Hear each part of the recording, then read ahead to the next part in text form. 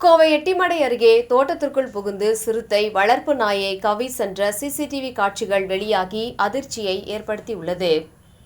கோவை மேற்கு தொடர்ச்சி மலையை ஒட்டியுள்ள பகுதிகளான மதுக்கரை, தொண்டாமுத்தூர், சுற்றுவட்டார பகுதிகளான எட்டிமடை, மதுக்கரை, நரசியபுரம், பேரூர், தீட்டிப்பாளையம், தடாகம், மருதமலை போன்ற பகுதிகளில் உணவு, தண்ணீர் தேடி வனவிலங்குகள் ஊருக்குள் புகுந்து தோட்டங்களில் உள்ள பயிர்கள், கால்நடைகளுக்கு வைத்திருக்கும் தீவனங்கள் மற்றும் வீடுகள், கடைகளில் வைத்திருக்கும் உணவுப் பொருட்களை உண்டு செல்வது தொடர்கதையாகி வருகிறது.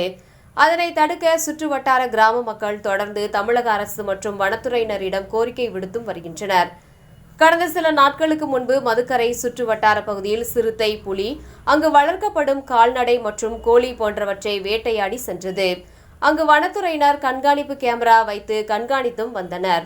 இந்நிலையில் இன்று எட்டிமடை பகுதியில் உள்ள ஜெகநாதர் என்பவர் தோட்டத்தில் நாய் ஒன்று வளர்த்து வந்தார். இந்நிலையில் நேற்று முதல் அந்த நாயை காணவில்லை. அதனை தேடி பார்க்கும்போது எங்கும் கிடைக்கவில்லை.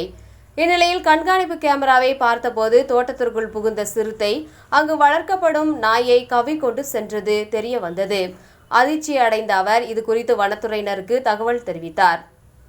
மேலும் அந்த கண்காணிப்பு கேமரா காட்சிகளை சமூக வலைதளங்களில் பதிவு செய்து அப்பகுதி பொதுமக்களும் விவசாயிகளும் எச்சரிக்கையுடன் இருக்க வேண்டும் என அறிவுறுத்தியுள்ளார்.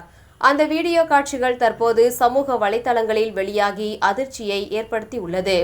தகவல் அறிந்து அங்கு வந்த வனத்துறையினர் கண்காணிப்பு கேமராக்கள் பொருத்தி கண்காணிப்பு பணியிலும் ஈடுபட்டு வருகின்றனர்.